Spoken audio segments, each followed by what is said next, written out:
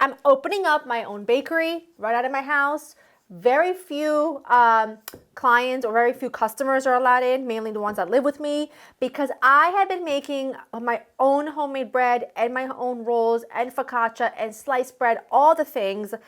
Really, primarily, we've been eating primarily the ones I've been making for months, and I perfected the recipe for what I call my perfect like crusty roll that you could use as like a hoagie roll or a sub roll wherever you're from, or just like a really good delicious crusty roll that you would get from a bakery. And I was showing some pictures of this on my Instagram, which if you don't follow me there, please do. The handle is @Mrs. Vitale because we have lovely conversations. And one of you told me, sorry, is my mic in your way?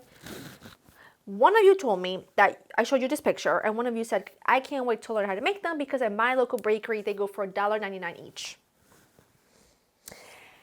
And at the rate that we eat bread in this household, I go bankrupt. I spend all my money at the bakery. So I'm going to show you how to make them. They do not require any sourdough. They do not need any 24-hour fermentation, and they are perfect every single time. They might not look like the most perfect rolls you've ever seen, but around these parts, we care about really delicious food that can be made in a way that makes us like want to do it, and not in so many different ways that makes you want to pull your hair out. And that they're delicious and affordable and other things. So I'm going to walk you through it. You're going to start off with some all-purpose flour. To my all-purpose flour, I am going to add some sugar, just a pinch of sugar, along with my instant yeast. And the reason why I like to add sugar when I'm adding my yeast is because the sugar feeds the yeast, and you just get like a really beautiful rise. It helps it kind of move along.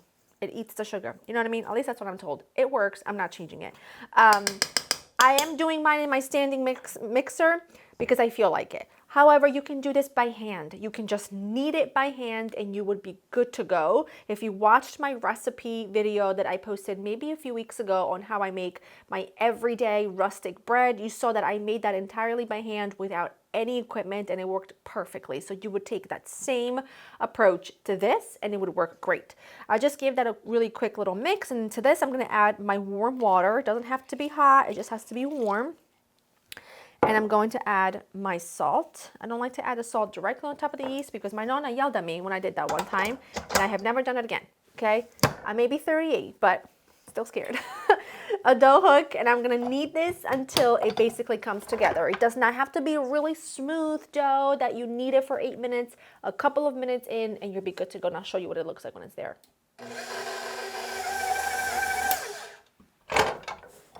That is perfect. It's slightly tacky, but should not be wet like a batter or anything. All I'm gonna do now is I am just gonna literally do the tiniest bit of oil on just in my hand, just on the top so it doesn't form a skin. I'm gonna cover this with plastic wrap, and I'm actually just gonna use one of my little wrap thingies. And I'm just gonna let this go until doubled in volume. Could take an hour and a half, could take 2 hours, could take an hour. It really depends on the environment. It is pretty cold here. We've got a snowstorm outside. What else is new? But I'm just gonna go ahead and put this in my oven with the light on. Don't turn the oven on, but just with the light on, it's like the perfect environment. It's really warm and cozy, and it's probably gonna take a couple of hours, but once we're there, I will show you the next step. But that is it. Easy for now. Well, it's easy in general, but you know what I mean. Dough has risen very nicely. Took a couple of hours, but it all works out. I'm gonna dust my surface with a little flour. I don't wanna overdo it. I'm just gonna get this on here. Oh, it's beautiful. Now I'm gonna teach you something. Well, I'm gonna show you something.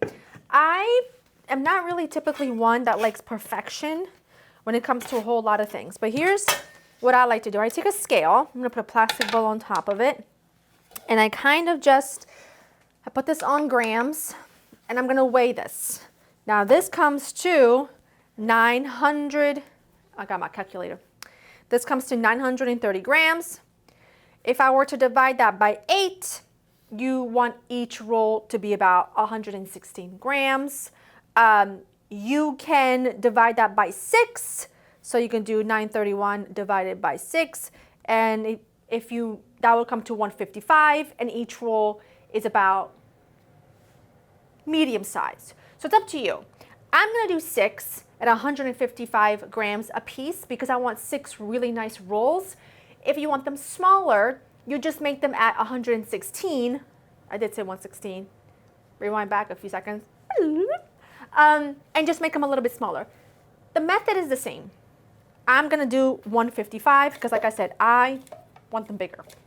So I'm gonna make some nice grinder sized rolls with this. I like to keep my scale handy because I want them to be, you know, pretty accurate. 157, give or take, you know? And the reason why I like them to be accurate is because it makes the cooking time the same all around, which is important. So let me divide the dough. Perfect.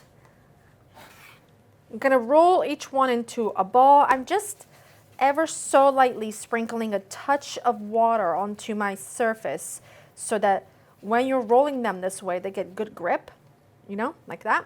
And I'm just gonna place them on a parchment paper lined baking sheet. I want to show you how little flour, how little water. Is my water in here?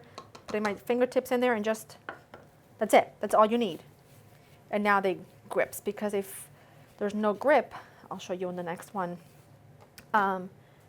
If there's no grip, it like, see how it slides? You don't want that. So I'm just going to foam them all into a ball and place them on my baking sheet. I'm going to cover them with a kitchen towel. I'm going to let them rest for half an hour. There's a bit of a process when it comes to making these rolls in terms of like letting them rest and do their thing, but it's really worth it in the end. Trust me. And I'm just going to wait for a half hour and I'll show you the next step. These have been resting for about 30 minutes, actually a little less than that. I still have 3 minutes to go. I'm going to dampen my hands ever so lightly. This is how I shape them. They're not perfect, but this is how I do it. You first flatten it out. Then I just roll it up like a cigar. I pinch the seams, okay? And then I just make sure your work surface is tacky. And then I just roll it out into a cylinder, okay? And then I put more pressure on the ends. See that? That's all. Easy peasy. And now I'm gonna put this, I'm gonna show you, I have this baguette pan. I really like how they look when I bake them in this because they form really nicely. But I am gonna show you, I'll do 3 on here and 3 on my baking pan so that you can just see what they look like. If you wanna see it again, flatten it, roll it into a little cylinder. If it sticks because your work surface is damp, just grab a little dough scraper, let that help you.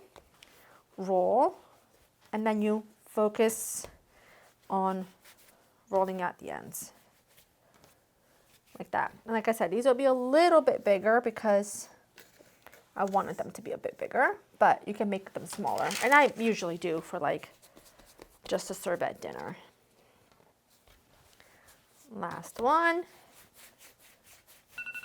Look at that. Perfect timing. That one came out a little bit wonky. It's okay. It's okay. Needs to be a little more tacky. That's why. Okay. And I'm just gonna cover these again with my kitchen towels. These need to rest another 45 minutes or so. You want them to be about doubled in size. At this time, you should be getting your oven preheated to 450. So make sure you get that going. And then when they're ready, I'll show you the next step. I'm gonna put them on the stove where the heat vent is. It's been about 45 minutes. You can see they have risen quite a bit. I like to, because I have 2 baking sheets, I'm gonna do them in batches because I like to bake mine in the middle, on the middle rack. And your oven needs to be preheated at 450. I like to dust them with just a little flour, like so, and I'm gonna score them. I'm just using one of these, which is made specifically for bread. I got flour like Ipmanu's. You can go straight over the top, or you can go a little bit towards the side, like so, which is really nice. Scoring is really important so that your bread can expand in the oven as it bakes.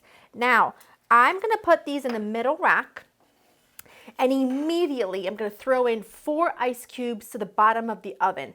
That's going to create steam, which is going to do two things. It's going to help your bread rise, and it's also going to slow down the browning process, allowing your bread to rise and bake properly before it fully browns. Otherwise, if it browns too quickly, then you're going to get a gummy interior, and it's just not going to be right. So trust me, it works. I don't know if you can see this. I'm going to try and do this in a way that you can see, but you just open up the oven. It's going to go in like middle. This oven's really sort of small and shallow, and you want to work quickly.